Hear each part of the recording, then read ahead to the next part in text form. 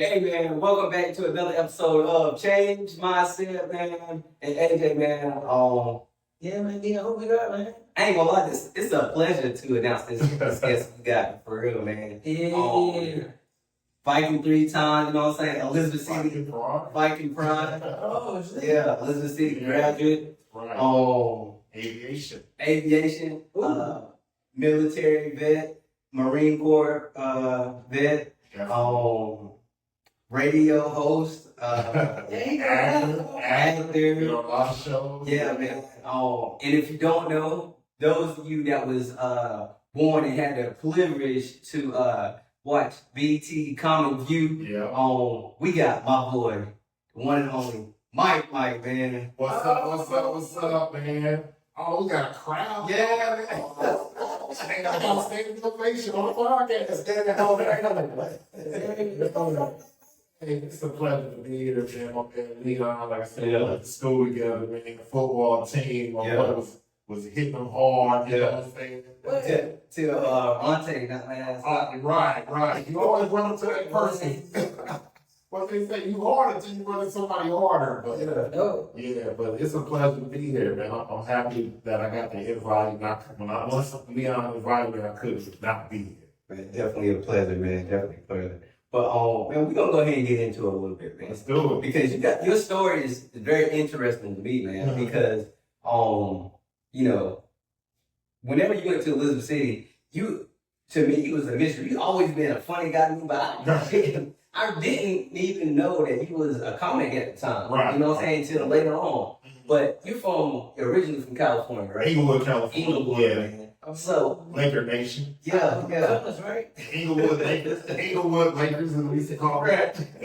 So, man, tell me about how was it like growing up in Inglewood, California, and like who did you get that funny bone from? Like because everybody in the family got somebody where we kind of thrive off of, like whether it's aunt, uncle, or somebody like. Well, that's an interesting story, man. Like I ended up into comedy by chance. I wasn't the class clown. I didn't have nobody in my family that was like doing comedy, that was the funny person, like that. You know, we all got those family reunions where people laugh and have, because that's why everybody think they're a comedian. Because, I make my family laugh. Okay, that's totally different than being on stage. Yeah. But I was born in Charlotte. I've been in Inglewood since I was like 4 years old. Right. So that's all I know. 2 weeks into being there, got robbed. At 4 years of your life, got robbed. 4 years. Because I'm a latchkey kid. I was a responsible kid. My mom was like, "Yo, go to Louisiana Chicken and get some food or whatever." Yeah. I got a bag of food that's spilling over. I stopped at the bus stop. Hey, give me that. I got the dirty rice in my hand, and these little kids came and said, "Hey, can we help you?" I'm like, "Yeah, why, sure." Yeah. Snatched the bag, gone. Oh, you was being country. Oh, gone. I'm sitting there crying. At 4? At 4. You got a damn. Oh. No, they wrong. Don't call the people on my mama because I was getting stuff at 4. I didn't even have a 4-year-old. That's crazy. Robbed me, man. They was probably like 4th grade or something. Yeah. Dang. Snatched the stuff, took off running, man, behind Zoe's by the Century Drive-In. People in Inglewood know Zoe's was like Target or Walmart back in the day. That's crazy. But when I got in the Marine Corps and I started going to the comedy shows, I started seeing people from Def Comedy Jam. Mm-hmm. And my friend's cousin, Juliet, she started dating AJ Johnson. Okay. He's known as Ezel from Fridays. Yeah. And so, he was cheating on his wife, dating Juliet. Hey, he didn't go. He shouldn't be doing it here. But he was over at her house a lot, and I would come over, and he'd be talking about my teeth. I'm like, man, you got a big gap. Okay, but you ugly. Yeah. And you short. Yeah. So you got 3 generations of ugly people. I can fix my teeth, but you can't fix your ugly. I said, matter of fact, you better get somebody that look better than Leviette because your kids don't be ugly too. It's killing me. He said, you should do comedy. Yeah. And he said, most of the people that he comes at, they like don't say nothing back. But I was killing me. Yeah. He said, man, I'm gonna give you 5 minutes. I got a show coming up. Went home, did my 5 minutes, put it together, got on stage. He said, well, what's your comedy name? I said, he said, what do your family call you? I said, family call me MikeMike. Mm-hmm. So then got on stage, killed it, and then he came on behind me and killed me on stage. Oh, set up. He said, one lesson, you never talk about a comedian that's coming on after you. Mm-hmm. So wait a minute. So you was in the Marines, right? Yes. So what made you make that decision to join the Marines at the high school? Because I wasn't going to college. Oh, I didn't like school like that. Yeah, I was one of them guys where I was never a dummy. Yeah. But I didn't apply myself because first off, I was crippin'. I was a gang member. And so, it wasn't cool to be, studious, So I was gang banging. I would literally get an F in one class, go to summer school and get an A in that same class. That's right. So, yeah, I just knew that I needed 5 credits to graduate and go to the Marine Corps. I knew I was going to be a Marine probably 9th grade. So was that because you wanted to stop gang banging, or that's just because? No, actually, when no, I mean, kind of, sort of. I can show you a picture of me in the Marine Corps, and it looked like I was straight crippin'. It makes sense you went to the list. I was representing my hood from where I was from, right here in Cherry Point, North Carolina. Oh, I came all the way from the West Coast to the East Coast, Yeah. which ended up being a blessing because I was bringing West Coast swag to the East Coast, and then when I go home to the West Coast, I was bringing East Coast swag to the West Coast. Yeah. So I enjoyed it, man. I love being a Marine. I got lifelong brothers that I know that we will ride for and die for. So, yeah, Marine Corps. Like I said, I wasn't the class clown because, you wasn't trying to be gangbanging and clowning. Right. You want to be serious. Yeah. So how was it, right? Like growing up, seeing all the different gangs, and Welcome to Change Mindset. I'm your host, AJ Smith. Let's get it. And I'm your host, Leon Keenan. The podcast is for everyday hustlers who said enough is enough. We're talking to comedians, content creators, bosses, risk takers who flip on the strip and put on themselves. And if you're ready to level up and get in your bag, this is your time. Tap in. Let's get it, y'all. Change mindset.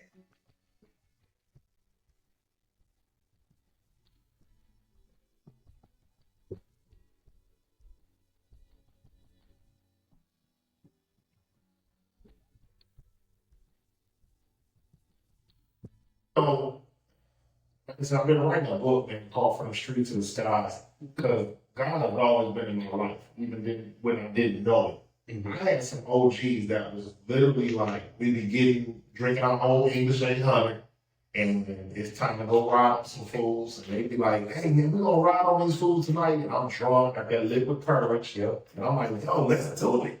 Yeah. They like, yeah, you go home and we gonna come get you. I'm like, all right, cuz, you gonna come get me. Yeah. I'm sitting at home, man. I wake up the next morning, they put in work. But those was my angels that knew that he down with us, but he don't need to do that. Yeah. So even in the streets, man, you got people that look out for you. I mean, I don't been to parties where, you hit the wrong hood and you seeing bullets skipping off the ground or they shooting and stuff. Cause you talking to their ladies and getting the women and stuff, man, they shooting at you. So I've been through all that. And it's a whole different life. Yeah. Like growing up in LA, it's a whole different life. Even when you playing ball, you can get caught up. A bullet don't have no name on it. So, you can get caught up being in the wrong place at the wrong time. And heck, you might be a football star, basketball star, whatever.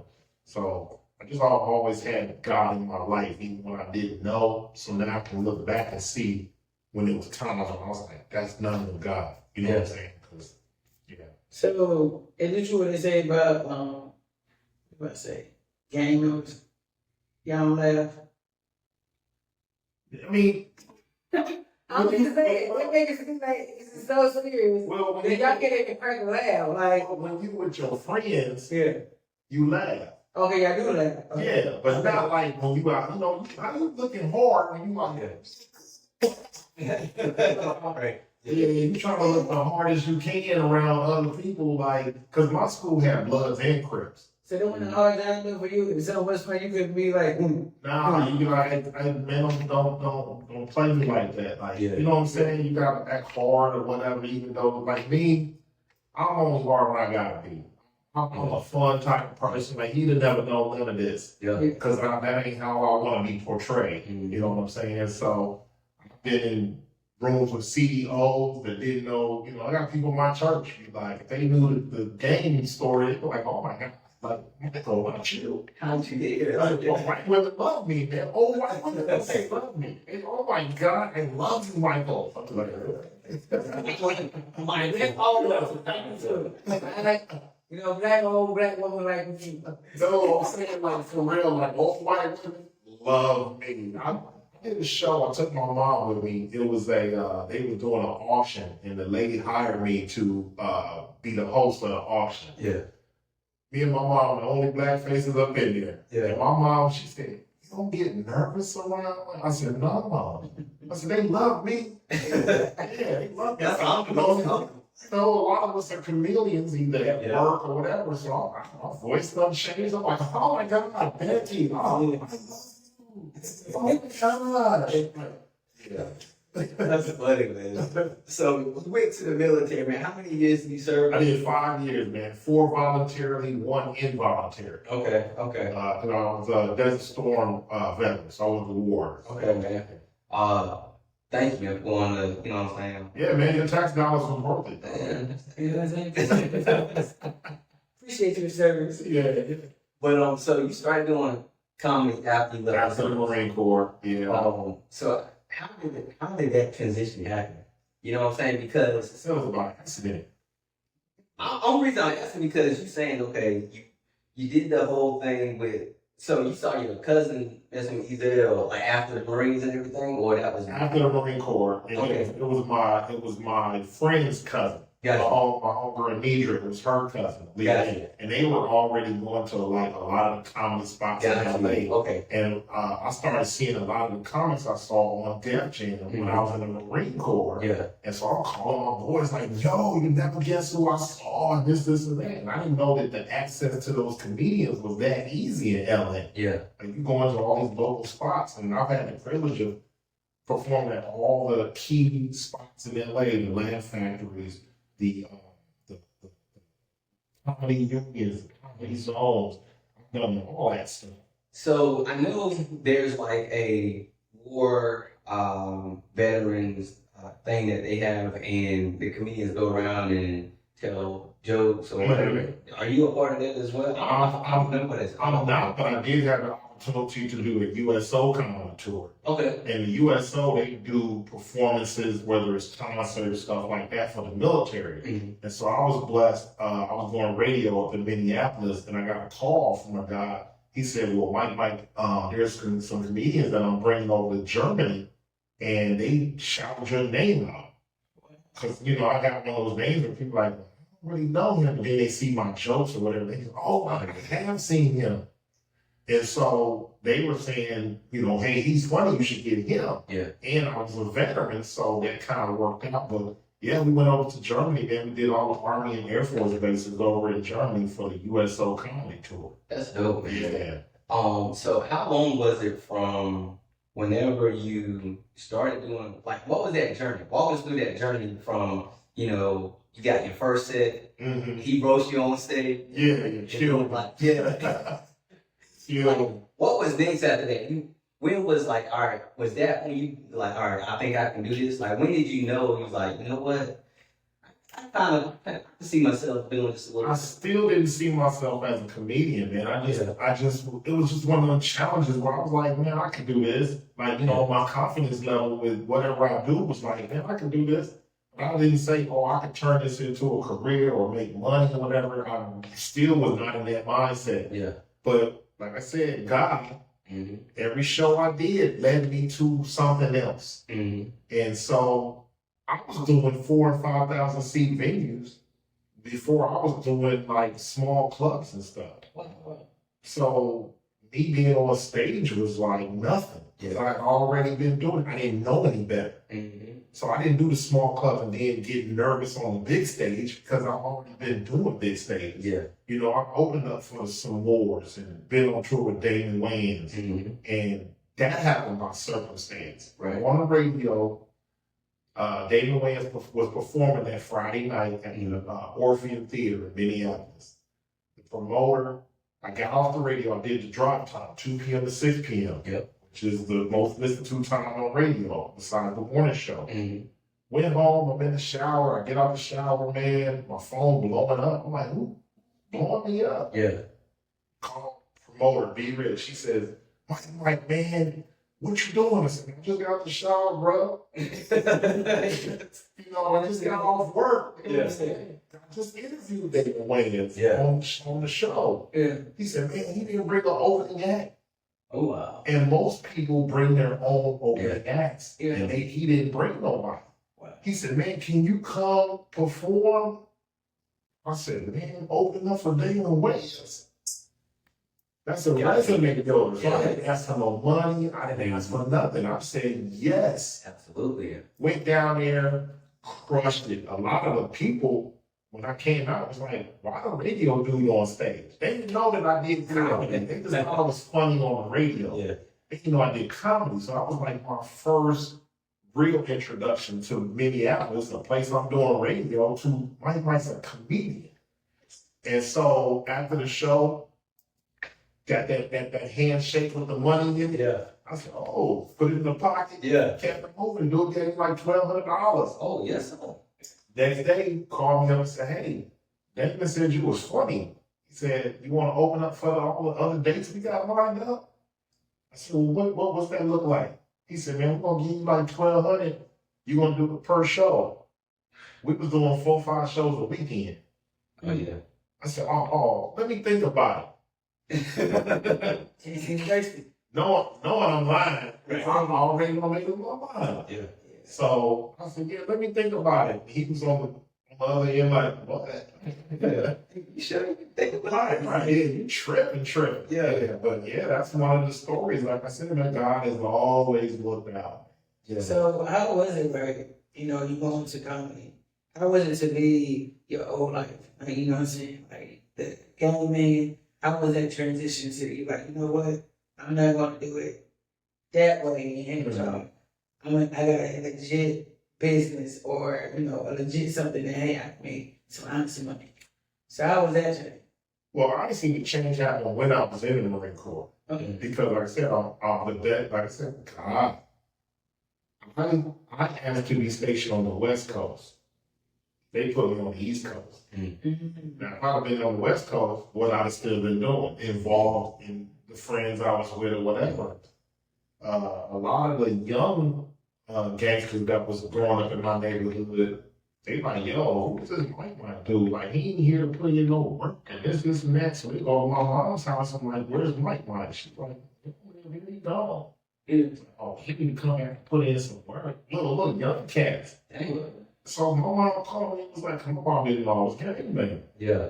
Matter of fact, one Christmas, my mom bought me a bright red members only jacket. Never wore. Never wore it. It stayed in the back of my closet. I never wore it. And she gonna talk about, why didn't you tell me? Okay, so my mom a gang member, I can't wear the jacket. So basically, that's making you put in work and you. You know, but see, they didn't know I was wrong. I just left. Oh. I never got beat out of the set. Because you basically don't get out of a game. Yeah, no. So I just left. And so when they was threatening my mom, I literally left the Marine Corps. Told my first sergeant, hey, I need to go home. Of course, he's a white guy from Tennessee. You don't understand. Man. I left. Only thing that saved me from losing my rank and my pay and going through a bunch of stuff was my sergeant major, black guy. Explained to him what was happening. So I had to go home and check these fools. And that's what happened. So I never really got out of the game. I just left. Yeah. Yeah. Man, So you went from serious guy to fun guy. And yes, you know, I'd rather live funny and be a people person than to always be uptight. It was a time when somebody look at me wrong. I'm like, man, what you looking at? Yeah. Like, why are you looking at me like that? and ready to go because you had to prove something. Like, I don't have to prove nothing. A dude could say something to me right now talking crazy. I'm like, you got it, bro. I got stuff to live for. Yeah. And these fools ain't trying to fight no more. Yeah, Yeah, you not a man because you can pull out a gun and shoot somebody. That don't make you a man. So y'all was fighting back then? Oh yeah, we're squad. Oh yeah, we was getting it in. Oh yeah, you squad. Yeah. And that's an LA term, squad. Like, we squad. Man, you get it in. And it wasn't really no jumping nobody. I ain't never really jumped nobody. Yeah. If you my homeboy and you talking crazy to this dude, hey, you man enough to talk crazy, get it in. I ain't gonna let him stomp you out or nothing, but you lost, man. Get up. Take your face back another day. But see, the crazy thing about that is a lot of people have taken me for granted, thinking I'm soft because of my personality. Yeah. Yeah. And I say, well, hey, right back in the day, bro, you got it. I had to show a friend of mine the same thing because I went to jail for him because he put weed in my car. That's when the police pulled us over, and he never gave me my money back from my car getting impounded. And I got some stories to tell you, man. He talking crazy, calling me the B word. And I said, what? I had just left boxing practice. So how did he put the weed in the car? Like, you didn't know? No, I didn't know he was in the back seat. I'm in the front seat. We had just left an Outcast concert. We don't smoke. We hungry. Yeah. I said, man, let me go to this house and get some money. He go in the house. Lo and behold, it's a drug house. Yeah. He come out, the police following us. I hit my signal to get on the highway. They pulled me over. And instead of him taking it and saying, hey, this is mine, we know the law. If it's in your car, it's yours. Yep. Fool had me go to jail, man. This fool go went to the after party where I'm locked up. Dang. What? So then months went by, and I told him I was gonna shoot and all this. Yeah. And months went by. I said, man, he just a punk. I know he, I ain't dealing with him. Saw him later. He kept calling me the B word. I said, man, you call me one more B, I'm gonna drop you what you saying. Yeah. I had to give it to him. Like I said, I just finished doing 15 rounds of boxing. Yeah. So you ready? Yeah. Yeah, but because I'm Mr. Funny all the time. He said, man, you probably from the suburbs of LA. I told him, I was like, well, the suburbs of LA is harder than Minneapolis. Yeah. So, You know what's so crazy? Down south, right? When we think about suburbs, right? And I'm talking about from up north, Midwest, West Coast, right? yeah. Down south, our suburbs look like suburbs. You know what I'm saying? Okay. When we say suburbs, we talking about Lake Norman, we talking about Valentine. Oh, okay. Okay. When up north people say suburbs, y'all suburbs is anything outside of the major city. Yeah. I'm like, this is not the suburb, this is the ghetto. So, okay, this is where the money don't go at. Okay, the money don't go to anywhere outside of Chicago. Like, my wife grew up in Riverdale, right? Okay. Still in the same county, but guess what? Ain't no money in fucking Riverdale.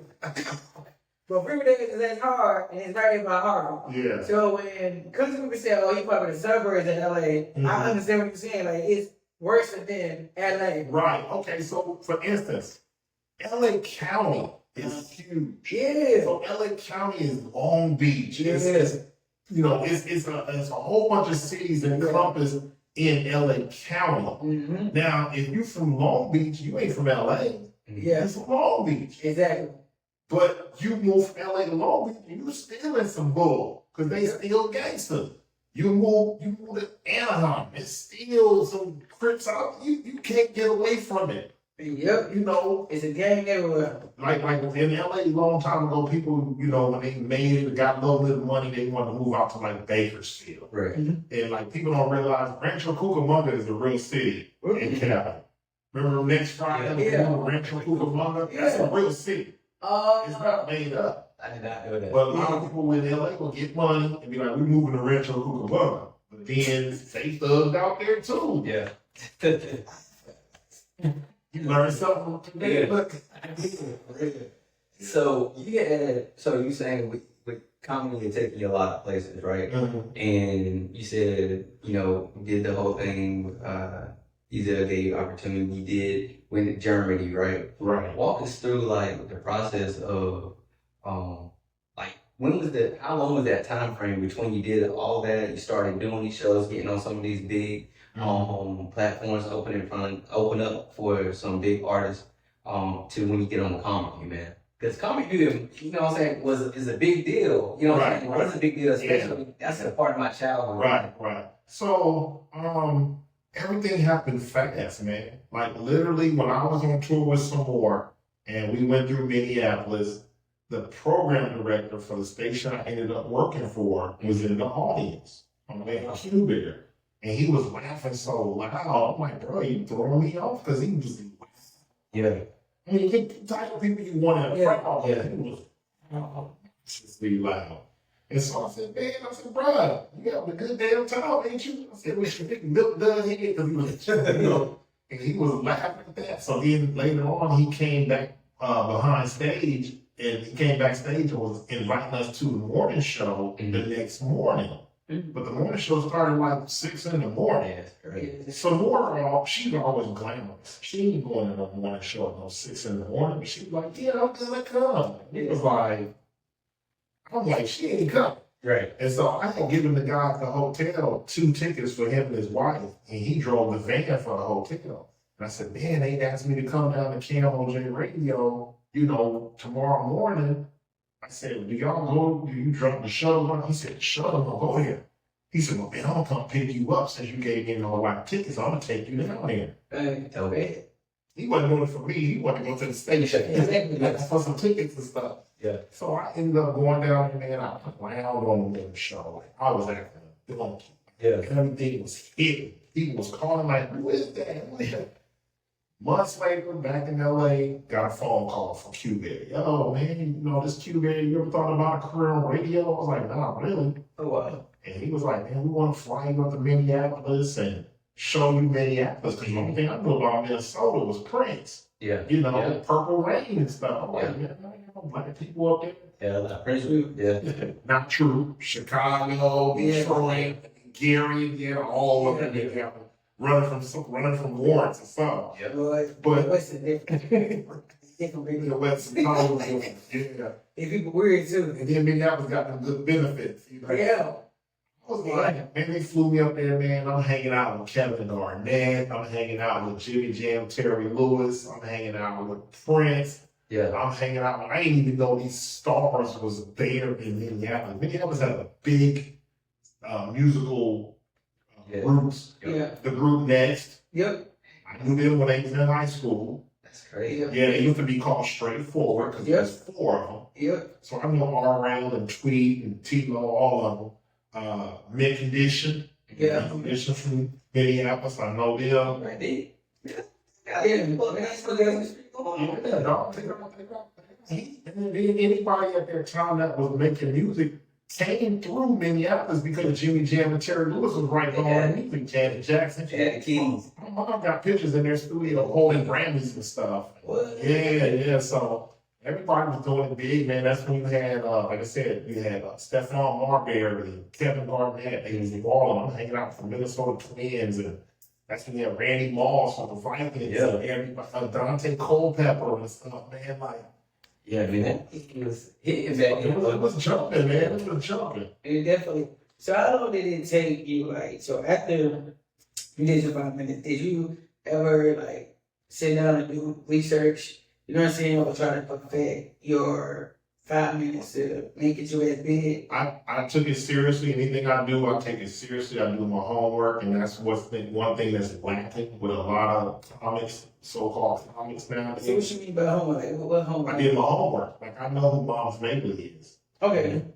A lot of you ask a comic, who's Mom's Mabley? Yeah, I know. don't know. Yeah, I A understand. lot of people think JJ is just from Good Times. No, JJ did comedy. Yeah. There's a lot of white comics that's funny. Yeah. Some of the material you like, I can't relate, but that don't mean it ain't funny. Yeah. So I checked out everybody. Oh, Red Fox is hilarious. Oh, funny. Hilarious. It's different. But you got some of these younger comics over there. That's old school. That's old, bruh. And he wrote jokes. Yeah. There's a setup, a punchline, and you have to know how to write jokes. You ever had somebody come to you and say, "Man, let me kill you last night, man. It was so funny," and they tell you sitting there like, That's it. Fun. it wasn't funny. Because you may say, "Oh, you hadn't been there." Well, if you would have set it up for me to Tell the feel like story, I was yeah. there, it would have been funny. Exactly. They didn't know how to tell the joke. Yeah. So you have to know how to write jokes. And he knows, I just went viral about 3 weeks ago for a joke I wrote 25 years ago. And they're talking about the douchebag. And if you saw Ricky Smiley's new stand-up Foolish, he just did a joke about the douchebag. Yeah.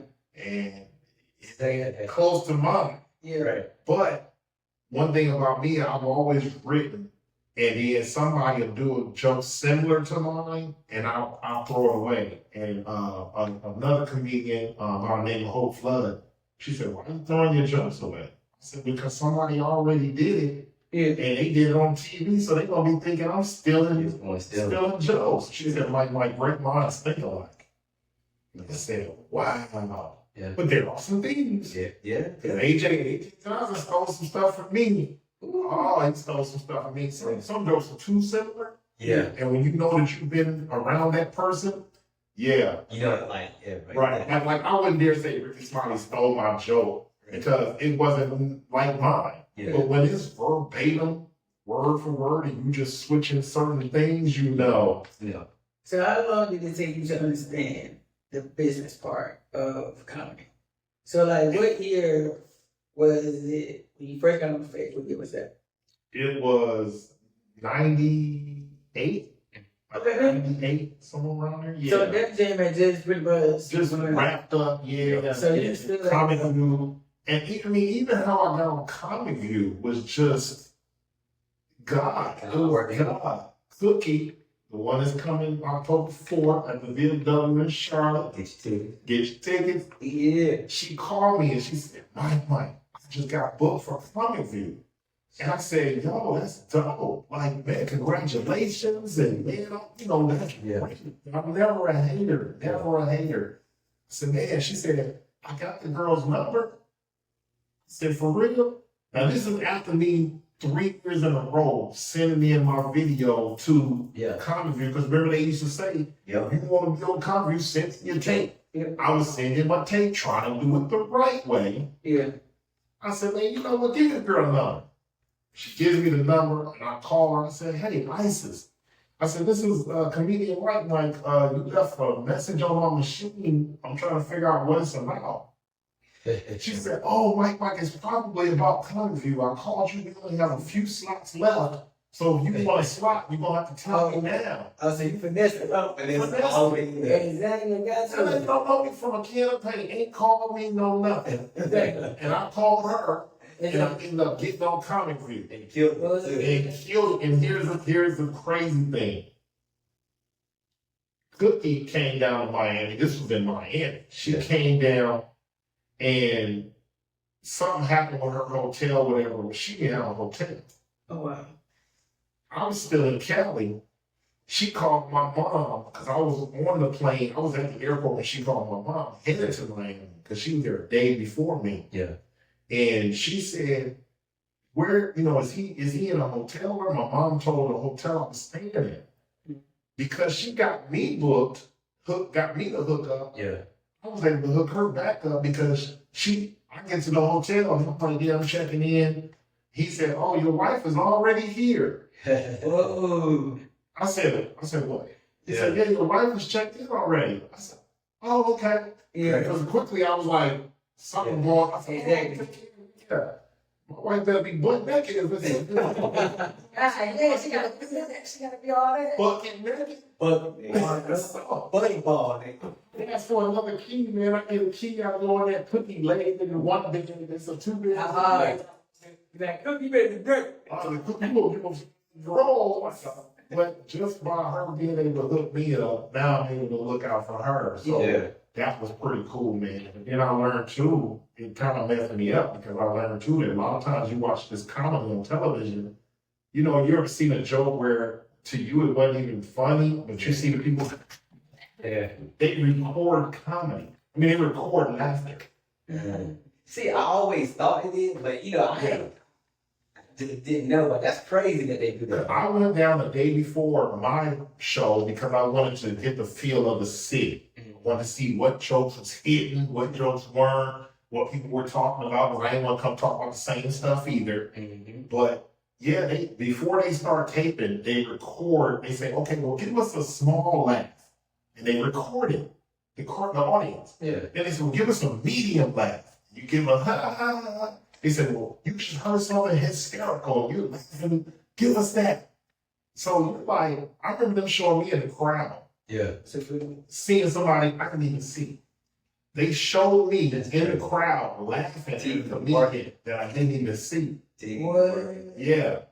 So how do you feel about that though? Like, how do you feel like when you actually know the truth, right? Mm-hmm. And then you really do, did it make you think about the people that you do watch and be like, yo, is it really funny or is it pretty much commercial side? Is it pretty much they set there? Well, here's the thing about comedy. Everything is subjective. Okay. What's funny to you may not be funny to him. What may be funny to him may not be funny to me. Everything is subjective.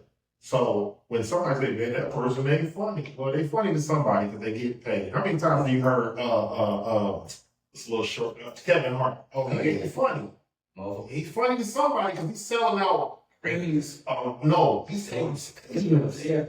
Even bigger than already. So obviously doing something right. And sometimes you don't have to be the funniest, but your team is the strongest. Facts. Your team is the strongest. Oklahoma City just won the championship last year. They wasn't the best, had the best players. They had the best team. Respect. So you can, Tiffany Haddish, she's known not to be that funny of a stand-up. I mean, to me, I think her movies are funnier. Mm-hmm. I kind of like her because she's from LA. I know her story. So I'm going to support the West Coast kid. You know what I'm saying? Yeah. But she don't have a good, strong hour. Mm-hmm. She's funny, but she don't have a good, strong hour to be headlining behind some of the people that I know is hilarious. You know what I'm saying? But her team is out there working and she's doing her thing. True. So there's a lot of comedians that's out here right now, man, that's grinding, and you don't know their names, but they're hilarious. Yeah. So what do you think a comedian that's doing the grind, is putting in the work, what do you think they have to do in order to see that success and see, I ain't gonna necessarily say the fame, but see the progress of their work? And see, that's the thing with what you just Especially said. with social media and everything, Yeah. because a lot of times people can get the whole social media comedian confused with the stand-up. You know what I'm saying? That's true. So, That's true. But you have to be honest with yourself, man. You got to know that I'm an internet comic. mhm. I'm not going to embarrass myself by trying to get up there and do some material or whatever. You got to know your lane, man. If you don't know your lane, then, you know, I think I had some great comics and mentors that taught me some stuff. Because, okay, we'll take you for instance, right? You say you've been doing comedy, right? Yep. That's what's up. Are you a comic? Believe it, I am. Yeah. You're not. Okay. Because here's the thing. What's your tax ID number? True. Is you? What's your tax ID number? So if you go out here and do a show right now, I give you $200. Mm-hmm. Where that $200 going? Should be to me. You ain't paying no taxes on you like a drug dealer. Yeah, on the table. So when you start, and I'm saying this because this happened to me. Yeah. Whole Flood, who literally came and picked me up in her BMW back in the day, drove to Southgate, California, picked me up, took me around all these other comedians, Honest John, and all these, was basically took me under her wing. Mm-hmm. She said, well, why, Mike, what's your job? I said, well, I'm a comedian. She said, well, what's your tax ID number? Mm. I said, I don't have one. She said, well, you're not a comedian, and you're not taking it serious. Mm. I said, what? Yeah. You said, but we understand. It's a life lesson. Pass that down to everybody I meet that's trying to do comedy. Yeah. And the difference between me, I'm running around here making $1,500 a show. Yeah. Sure. So if I need to come from a show, I got a pocket full of money, and the police pull me over. Yeah. So now I can go to jail for tax evasion. Yeah. Like how they did, what's the mobster? Yeah. They took me for what it was doing, so they got him on tax evasion. So then you evading taxes. Yeah. That's game. That's game. So wait a minute. That's game. So when do a comedian do that though? So let's say, right, I'm a new comedian and I'm doing open mics. So should I already be setting up my EIN and LLC? Do you believe in yourself? Yeah. So eventually you're gonna start making money, right? Yeah. So yeah. So my thing is, how do a comedian set up a EIN? How do a comedian actually, because we know about business. Yeah. We know how to do the LLC for that. Right. But how do a comedian do that, and how does that type of record work? Well, that's not a quick conversation. Well, I ain't got time. But that's a quick conversation, and like I can tell you off air, like different stuff. But like I said, man, you can't be out here saying I'm a comedian and you making all this money and all this stuff, and you're not paying your taxes. Because you can't say that's my job. Yeah. You know what I'm saying? So you can't say that's my job. So it's a hobby, something that you just doing. And like I said, grind. It's a grind. It's so many people that have fallen by the wayside because they don't did a bad show or something like that. You're going to have a time when you had a bad show. Mm-hmm. You're going to have a time. I remember one time, man, I was going through some baby mama drama in Minneapolis. This chick don't have me arrested. I'm supposed to be opening up for, what's his name? How you had baby mama? I thought she was a good guy. Man, baby mama drama. Some women just crazy. So you make her crazy. No, I didn't, but I mean, but I take full responsibility because when I went over to her house, I knew she was mad. I shouldn't have went over there. So I learned to take responsibility for my part of the situation. But I was opening up for, what's his name? He do the Michael Jackson real good. Eddie Griffin. Yeah. I was opening up for Eddie Griffin. Like, just got out of jail like 6 p.m. The show started. So my mental wasn't there. Yeah. Man, I got booed right on stage. I got booed right on stage in Minneapolis at home where I'm from. Like, it just had me distraught. Now that could have derailed my whole career, but I didn't let it define. I knew there was stipulations to why I got booed. You know what I'm saying? So how do you feel about how a lot of new comedians, right? They don't write. They just go off the head. Off the cuff, yeah. How do you feel about that? You know what I'm saying? As your area, y'all wrote pen. You know what I'm saying? Well, that's those comedians who think because I'm at the family reunion making my family laugh that's what I can go on stage and do. Mm-hmm. Some people get away with it, some people don't. But here's the thing about open mic. You go to open mic, you still get a false sense of your comedy because you got 25 people in the audience that's your friends. Yeah. Because you're an invited one. Yeah. That's a false sense of, you being funny. Because they know you. They gonna laugh or visit. No, it's totally different. And you don't have to write because a lot of times when you're on stage, something happens, you quit with it. And, you don't spend 10 minutes on something that was just Yeah. You gotta know how to get back into your written comedy. Mm-hmm. It's called a comedy routine for a reason. Yeah. The only time I want to do comedy routine is if you just don't see me 4 months ago, and now I'm giving you the same jokes from 4 months ago in the same city. I ain't about to do that. Yeah. That's one thing I respect about Cat Williams is that he's not gonna give you the same show every time. Mm-hmm. And there's comedians out there like that can kill it. Bernie Mac will never give you the same show. You can watch the interview about the Kings of Comedy.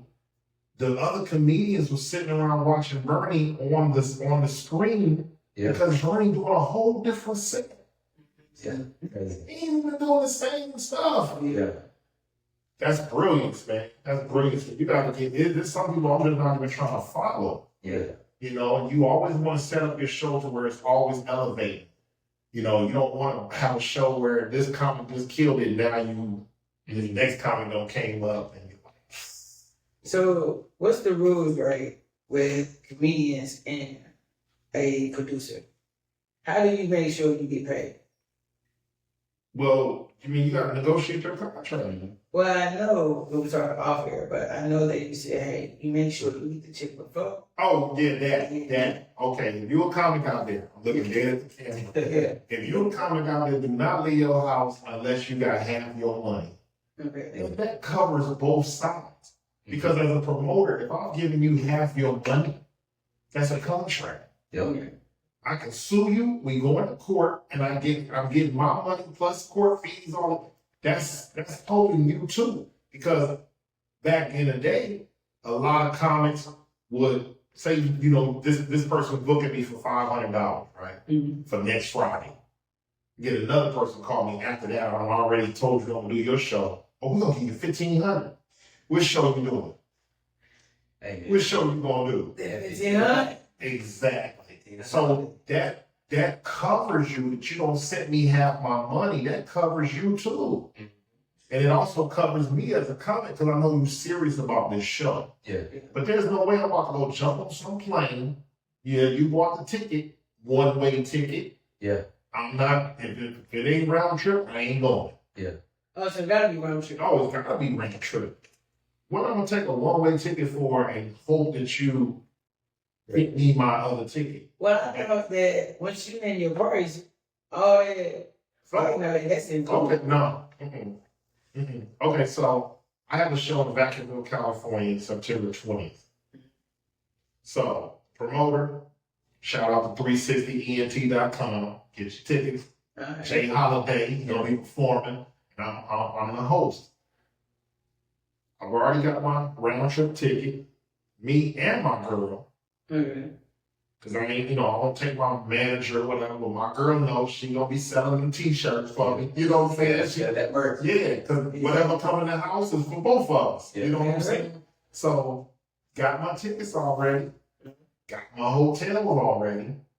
My girl's like, so what are you paying for? So I'll pay for nothing. Yeah. I got I'm gonna have food, my stipend for my food. There's a rider involved where you tell them, hey, this is my rider, this is what I need in my dressing room. Now, I'm not extra. Some people be stupid with it. Yeah. Or I need all blue M&Ms just to when they walk in to see if you read the rider. If you don't see the blue M&Ms, you know they didn't read it. Yeah. I don't need the steaks and all that. Never all that money you was about to spend on some hits. Yeah. Put that in my check. Yeah. Exactly. Matter of fact, I tell the promoter, if you got a nice premium, well, put half that money. This is when I was on the grind. Put half that money you're going to spend on a hotel in my check. I'll stay in one of your rooms at your house. Yeah. I don't need all that. Yeah. You know what I'm saying? So I've had times where I was on the grind where I'll tell the person, look, I'm MikeMike, I'm a comedian. You've been told by other comedians I'm funny. Yeah. You don't know me. Your crowd don't know me. I ain't never been there. If I come and I don't make your crowd laugh, you don't owe me nothing. All you out of is a airfare and hotel. Yeah. You don't owe me nothing. Yeah. I tell you what, I ain't never left without getting paid. So, what is something that, because I know time we run up close to the end of your time, right? So, what is something that a comic that's 5 years in, right? What is the main things that they should be doing right now? That's 5 years in? Yeah. Well, 5 years or more. well, it's a different time. Yeah. And I'm learning this right now. Record everything. Yeah. Put everything. I don't care if you just sitting around picking your nose on social media. Well, put everything on social media. People are looking for content. Yeah. Put so much content out. Okay, here's the thing. You listen to the radio here? Every now and then. Okay. How many times have we heard that stupid dude with them commercials? Dog. Oh my God. Oh my God. Terrible. Yeah. And you like I said, I did radio for 10 years. Yeah. It's so ghetto. Yeah. It's just hood. It's just hood. Yeah. You don't have no white station. Nah. It's terrible. Yeah. It is terrible. Yeah. You on the radio talking about some salmon. Yeah. Yeah. No, it's salmon, bro. He talking about some salmon and some shrimps. Hey, ain't gonna lie. Right. But even as bad as it is, it's out there. It's still I got to the point where, but see, here's the thing I know too. He gonna wear himself out. It's gonna get to the point where now it's oversaturated. Yeah. Now, you don't have the same effect that you had when you first started. So now you're oversaturating yourself. How many times you gonna go see the same comic in the same city? It's true. Yeah. Yeah. That is true. So, with you, right, being in the game, so how long you been in comedy for? You said 1998. Yeah. So it's I fly planes. I don't know nothing about no man. How is it now, right, when you're seeing that now, when you was growing up, right, that social media was something personal, something private. Right. Hey, this is what I want to share. Yeah. So now, when you're seeing, your other peers, it's just like, shit, we gotta go in here like this goddamn kids and shit. Like, Well, here's the thing. how was that changed for you when you saw that? Well, I could have been a comic who was famous right now. Because all the people I started with are famous. D. Ray Davis, Dion Cole, B. Cole, Chicago. All these comics are out of Chicago. Lil Rel. Yeah. I was in a show with Lil Rel where people was looking at me like, are you going up? Because this dude ain't funny. Like, he was born. But this dude is famous in that. Yeah. Like, famous. Leslie Jones.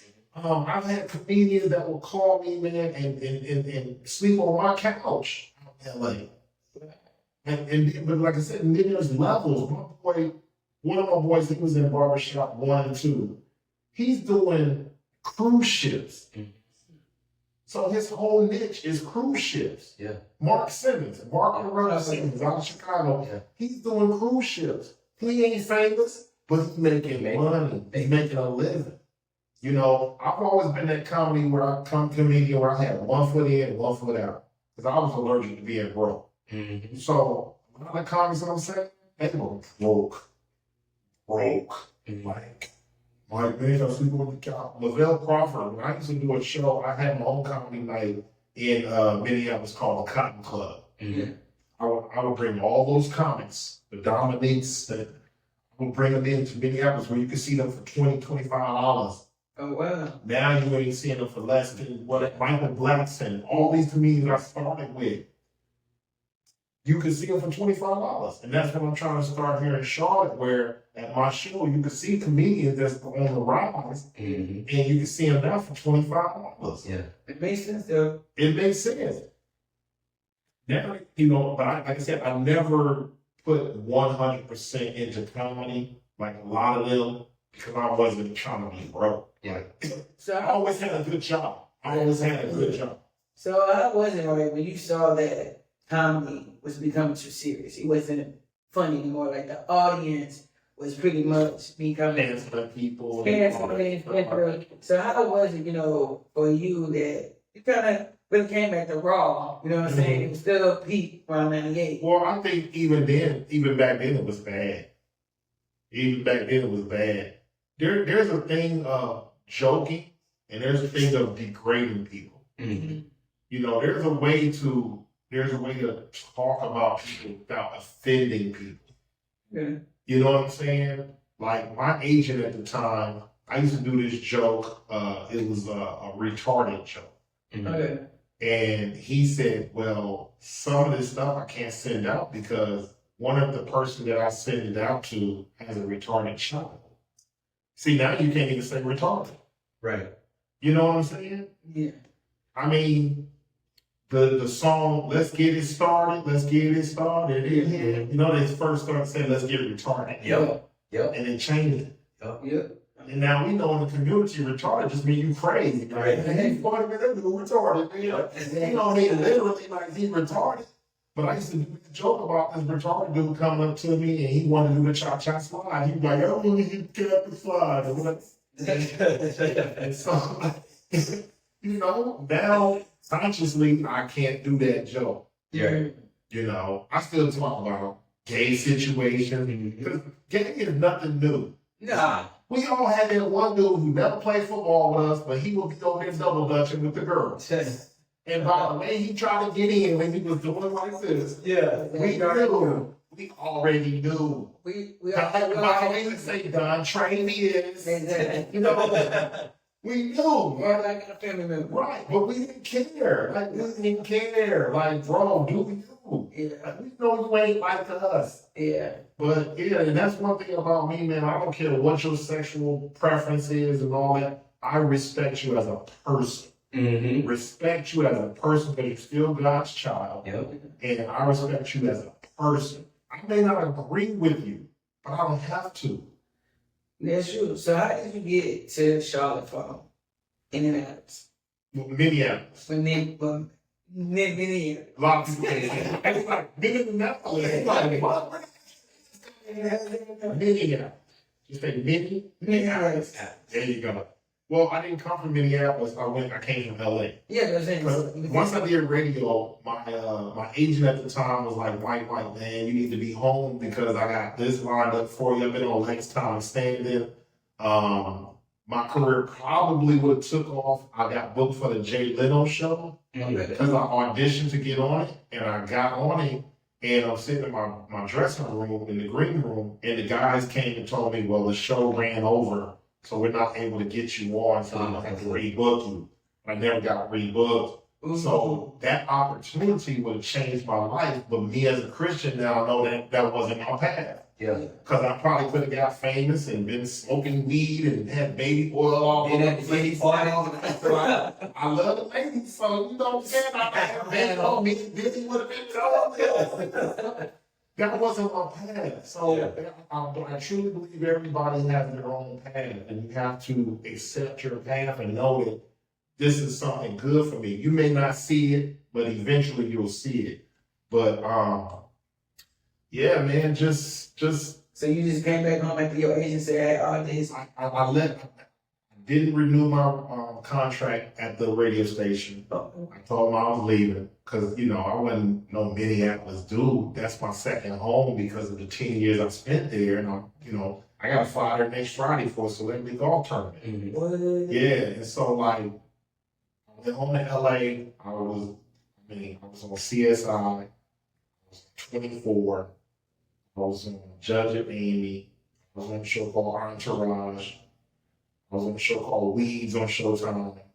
I was on a lot of stuff. Yeah. A lot of stuff. It's funny because when I was down in Florida doing flight training, one of the guys that used to do radio that lives in Orlando, so I was staying with him while I was going through my flight training. And I walked into his living room and he was watching a show called The Unit. Yeah. And it's a show with that guy from the Allstate guy. Allstate. And it was a military show. And I said, "Oh, Dana," I said, "You watching my show?" He said, "What you mean your show?" I said, "I was on the very first episode." He was on episode 5. Yeah. I said, "Yeah, I was on the first episode." He said, "What?" And he turned that off and went to the first episode. I said, "There I am right there." He said, "Oh, hell, I'm living with this dude." Yeah, he didn't realize that was me because a lot of times when you do television, they make you shave all your hair off your face. Wow. So you don't look the same because you know. So he didn't even realize it. I said, "Yeah, that's me right there." He said, "Oh, hell no." It was funny. So I've been blessed to do a lot of stuff, man. So when did you move back to Charlotte and start working? I moved back to Charlotte when I went to a family reunion in Maryland. Okay. And so my family was like, I got a lot of family from South Carolina country, my family's from North Carolina. So my mom grew up in Double Oaks here in Charlotte. And I'm at the family reunion and my family's freaking out over me, talking, "Man, y'all my cousin been on television and this and that." And like I'm the star of the family. My mom's first cousin, my cousin Willie, lives down in Miami. He said, "Yeah, I'm a pilot." I said, "What?" He said, "Yeah, I fly planes up, flew helicopters in the Army, and I'm flying from American." And I'm like, wow. Yeah, I'm sitting there tripping off of him. Y'all just fly planes, man.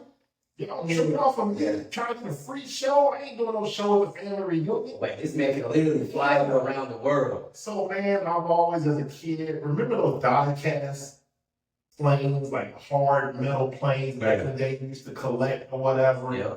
I used to hang them from my ceiling with a string, like F-16s, F-18s, stuff like that. And so I've always been enthused by aviation. So he said, man, you could be a pilot? I said, no, I'm not good at math like that. He said, you ain't got to be good at math. So I already had a misconception that I had to be good at math. So a lot of the money that I made from comedy that I saved, because, you know, as a comedian, you got to save your money. Yeah. Because you don't know when your kids are going to drop. Yeah.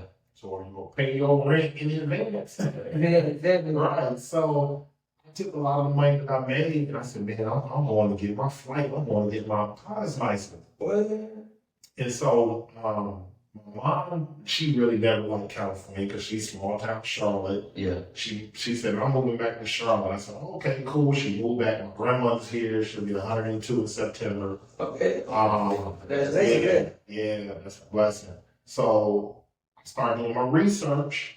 You know, I'm the only one out here in Cali. I'm going to move back. Started doing research. Started Elizabeth City State.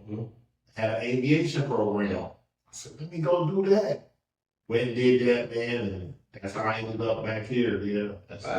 Yeah. So, man, going back to the comedy thing, right? So, a lot of times, some comedians, I guess we can say they up and coming, they've been on a couple of tours and stuff like that, right? They say, don't beg comics to, you know, like if there's a show at the Comedy Zone, don't try to beg the comics, hey, if you got a guest spot, you ain't got nobody guest spot, you mind if I do whatever said. They say you shouldn't beg to be a part of a show. What is the correct way of going to other comics to try to be on the show if they're coming in town or whatever? Is there a correct way? Like, what is the rules to that? I wouldn't say it's begging, because, you know, first off, you're trying to get on, you're trying to get put on.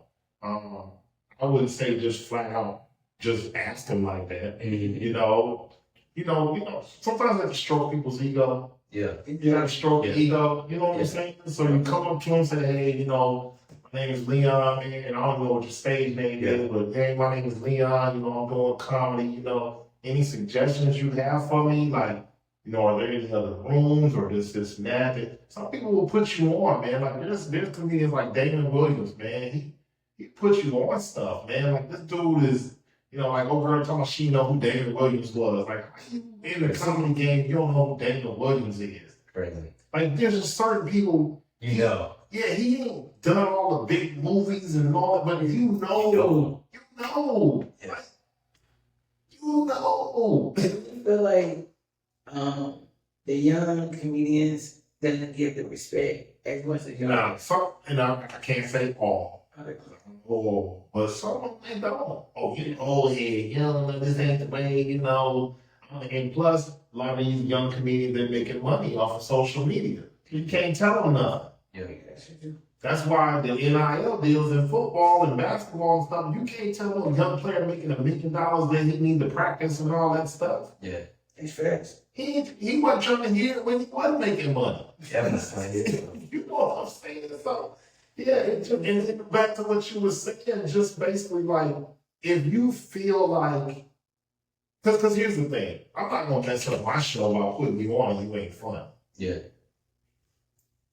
I know you know I'm going to be doing some shows in Charlotte. I see your stuff. Yeah. I'm not going to ruin my show. Can't do it. And here's the thing, you do the first show, bam, you had 11, you did your 5 minutes. Okay, bam. Now I need you to step it up to 15, and I'm gonna bring you back as a feature where you can open up for somebody. Yeah. But you gotta have your stuff. You gotta be professional. You gotta know yourself. You gotta be working your material. Sometimes it ain't the joke. Sometimes it's the timing, and you don't have the timing now because you ain't been doing the joke. Yeah. Or you did the joke. It wasn't funny, but there's ways of tweaking it. I say this. Okay, Arlington. Yeah. Arlington Scott. Yeah. Playing football with us in Live City. Yeah. He was like, man, can you be my mentor? I said, all right. I took Arlington down. It was a comedian by the name of David Arnold. Yeah. He passed away. I know David. You know what I'm saying? I took Arlington down to South Carolina. Yeah. I said, I want you to see a working comedian. A person that this is all he does. He's working. He's on tours and travels. And we get down there. David Arnold said, yeah, I'm the funniest guy in the room. Okay, and I heard that. but I think I'm funnier, but I'm not gonna say nothing. They come on to, no, you ain't. Bruh, this man has earned that right to say that. That's what he thinks. Yeah. Yep. You new in the game. How you feel? How you look telling this man you funnier than him? You ain't never done nothing. Yeah. Yeah. I said, come on, man. Like, don't do me like that, Arnold. This is my guy. I want you to just check him out. You know what I'm saying? So, yeah, man, you know, like I said, get your 5 minutes down, Pat, man. I'm going to get you on the stage and say, hey, this is my guy, Leon. I would get you on this one, but this is an all-female comedy show. This ain't even no asking right now. I'm telling you. That get your stuff together. That way we can rewind this. Yeah. Like, remember I told you? Yeah. That came up there wasn't ready, y'all. I told you. And see, I'm not the type of comic comedian that's gonna get you up there. You get booed or you don't do well, and then I get up there and make it even worse by clowning you. I don't do that. Yeah. I don't do that, man. You know what I'm saying? Because you don't know who's gonna be the next big thing. Yeah. I don't do that. And my thing is, it's us against the crowd. Yep. It ain't us against each other. It's us against the crowd. Yeah. And when I say that AJ, he clowned me when I got it, he clowned me, but then he fixed it up. He said, yo, that motherfucker was funny though. Like, you know what I'm saying? Yeah. But yeah, like, yeah, I just want to give opportunities to people. Because stages are rare. Stages are rare. That's fact. It's hard. Stages are rare. I got a cousin, she's from, man, I'm doing comedy. That she sent me a video, man. I can't hear none of the jokes. What? I can't hear none of the jokes. I said, well, how am I supposed to get you off of this? Yeah. So how was the comedy scene, right, in Indianapolis compared to Charlotte? And what? In Think of Minnie Mouse. Minnie Happens. How was it in Minneapolis? It wasn't one. It wasn't one until I created it. Oh, so you started the rooms. Well, it was a comedy scene, but it was for like white comics. Okay. So the Mall of America, which is, you know, the biggest mall, it's got a comedy club up on the 4th floor or something like that. Yeah. Bowling alley, all that. Listen. They got a comedy club up there, but it's like all white comics. Oh. And back to what I said about David Arnold, that's how I met David Arnold. David Arnold called the radio station and said, hey man, my name is David Arnold, I'm a comic and I was performing at the mall last night and it wasn't no black people. I said, well, black people don't really go to the comedy club at the mall like that. Yeah. He said, man, how can we do an interview so we can get some people out there? So I called my production manager. I said, hey man, I got this comedian, he's performing at the mall. He said, Mike, man, do what you do, man. Promoted it, got some black people out there. He had me come out. And I saw him. Dude was hilarious. Never heard him before. Hilarious. Fast forward. I'm at the Comedy Union. I'm at the Comedy Union performing. I get on stage. 3 people after me. He gets up on stage and I'm looking. I'm saying, oh, that guy from somewhere. Met this girl. She was like, hey, we're on a date. Okay, cool. I go to her apartment. We sit there and she said, yeah, it's a comedian live upstairs from me. This and that. I know him. And he comes down and it's him. And I said, dude, you don't remember me? He said, no, from where? I said, wow. I said, Minneapolis. I was a radio person now in the chair. He said, oh, like we was tight from it on, but look how God keeps putting people in your life. Like, I helped him. Now he helped me. You know, things are strange. Things are strange. So did you ever like think that, right? You know, where your life is now and where you came from. You know, so you're from gangbanging to, you know, going to the military and you look at all stuff, your accomplishment. Like you ever just sit back and say, yo, wow, you know what I'm saying? Don't.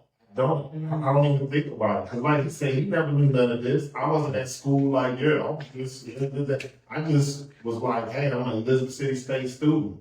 Yeah. You know, and that's how I carried myself. I mean, you know, I'm traveling with the girls' basketball team. The girls' basketball team to this day don't even know I know WNBA players. Right. Yeah. I know girls that I could have called and get them straight. Like, hey, this is what you need to do. But they just thought I was just this guy that just traveled with them filming their games. Yeah. And I never led on to anything else. You know what I'm saying? I just wanted to be, I never was that guy, you know, with accolades and all that stuff. It's uncomfortable to me. Like, even when I was on the radio, I would go somewhere making a personal appearance and say it's like with some kids or something. They're like, oh my God, that's MikeMike.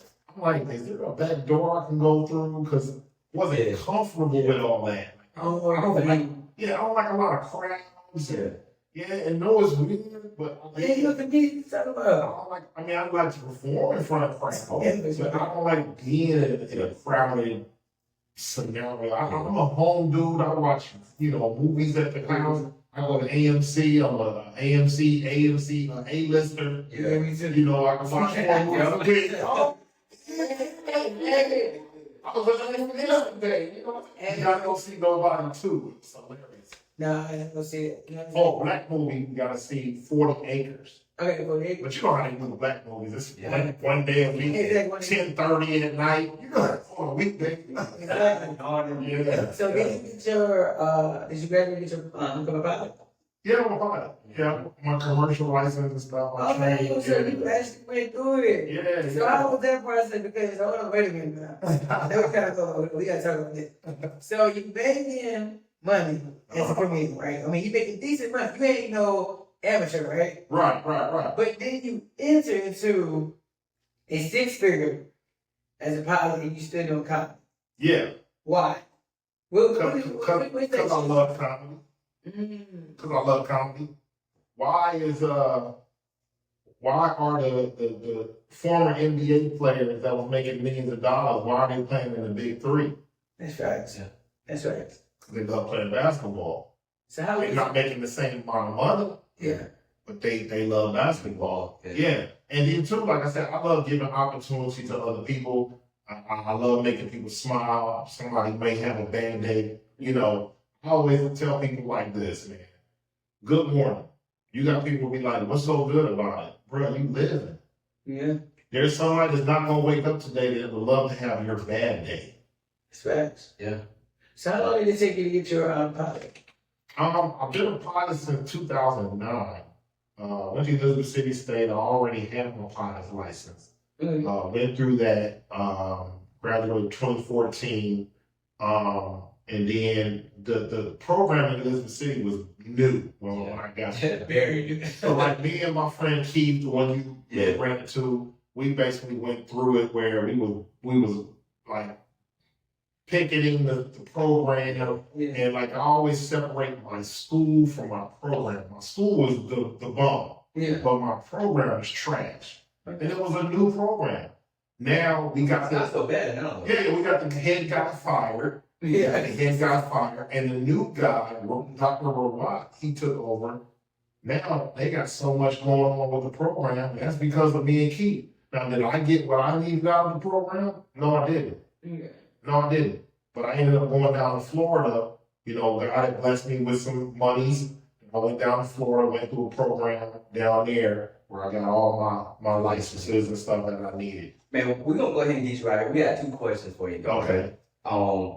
You're very humble, man. And with all the things you did in life, all the accolades and the trials and tribulations that you overcame, right? What is the lessons that you learned from there and that you could give to the younger kids out there, young comedians, whatever, that would be able to benefit them so they won't hit the same, same purpose? Stay humble. Yeah. Stay humble, because like I said, you don't know who's going to be in a position to help you, who's going to be in a position to push you forward. Always be on your game. Yeah. I don't care if there's 3 people in the audience. Be on your game. It's kind of hard for me to say that because I feed off the crowd. Yeah. And it's hard for me to do the show with like nobody there. But you have to do the show, man. I mean, you can do it differently. Yeah. But you have to give them people the show, man. I've been on tours where we in Waterloo, Iowa, and it's 18 people, but you have to just be you, man. Be you, stay true to what you want to do in comedy. Know your material, write good stuff, man. Know that, okay, when I said it this way, it wasn't funny. Let me retweak it, whatever. and just keep at it, man. Like I said, everybody's level of success is different. Mm-hmm. I don't look at me as being successful, but other people be like, man, you don't been on tour with this person, you don't been. My highlight, I was on tour with Prince. I've been in Switzerland with Prince. You know what I'm saying? So just take every opportunity, man. If it's a good opportunity that's gonna help you, man, and sometimes you gotta bet on yourself. Like I told you, I would tell people you ain't gotta pay me if I don't make you proud. That's betting on myself. Yeah. So always bet on yourself, man, no matter what you're doing, man. Man, that's dope. So that was one of the questions, and this is not really a question right now. No, I ain't got no weed, you know what I'm saying? Hey, go ahead. I heard kind of got that. You know what I'm saying? Well, at the end of my show, man, that was one of the questions that we asked. And the question that at the end that you have to do, you have to come up with a question to give the next guest. Okay. Yeah, so that was the question that was given to you. So got a question for the next guest. It can be because we interview. The last person was a tattoo artist. Okay. We interview. So who I got to blame for that raggedy ass? No, I'm saying. No, I'm just messing with you.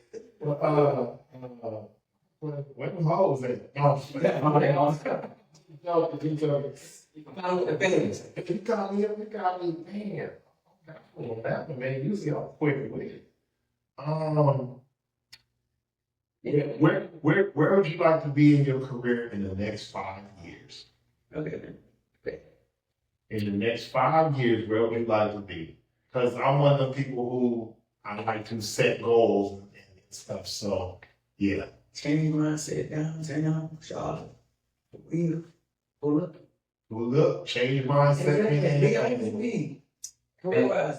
Next 5 years, man. Can we answer it too? Oh, okay. Next 5 years. I'm 33 now. I remember Leon, he had a little baby face. Yeah, baby face. Yeah. What's on there? Play. Attitude. Oh, I'm sorry. Crazy, man. Yeah, man. That's another thing. But next 5 years, man. In particular with comedy, man. I see myself opening up. I see myself featuring. I also see myself producing some shows too. To kind of expand the scene in Charlotte. That's what I see next 5 years. And sometimes you do have to do it by yourself. Sometimes you got to do it on your own. Bernie Mac started with his own show in Chicago, where he put his own show on. It was killing it. His show was crunk. Another comedian by the name of what's the one who did the Baby Kids? I know you're talking about AI. Oh yeah. Oh man, he had his own show on Crenshaw and was known like, oh man, but yeah, sometimes you gotta do your own stuff. Yeah. Well, let you know where they can find you at. You can find me, man, on social media. They call me MikeMike on my IG. I kind of keep my Facebook to me, my private stuff, but you can also find me on Facebook. Stop doing the little Snapchat stuff. But I'm gonna be trying to put out more content on social media. I'm not a social media person. Yeah. You know, I'll see something going on right outside. I don't pull out my phone and start recording. I just be like, ooh. You know what I'm saying? I'm that person. The eyes get you. I'm in the moment. See, right at the club.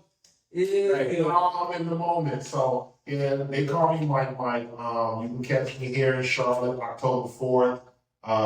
Like I said, if you go on my IG, you'll see that. I'm in Vacaville. The guy is promoting the Vacaville stuff. He's gonna be promoting some comedy shows. Mm-hmm. And I'm the one that's gonna be booking them. Mm-hmm. So you get you something together. Yeah. I can plug you. You know what I'm saying? So yeah, man, I'm gonna be all over, man. Just keep an eye out on social media, and we call it Change Mindset to shout out my stuff too. Yeah. And one thing about y'all, man, I appreciate the offer. I appreciate coming here and talking to y'all. I'm a people person. Y'all can see that. Yep. And I love you, man. Love you. Appreciate you, man. Thank you for coming by. Oh yeah, no doubt. Exactly. Appreciate it. Exactly. Take care of the baby now. No. Hey y'all, it's been another episode of Change Mindset. Holla at y'all, man. See ya. Mike. Yo, welcome to Change Mindset. I'm your host, AJ Smith. Let's get it. And I'm your host, Leon Keenan. The podcast is for everyday hustlers who said enough is enough. We're talking to comedians, content creators, bosses, risk takers who flipping the script and betting on themselves. And if you're ready to level up and get in your bag, this is your sign. Tap in. Let's get it, y'all. Change Mindset.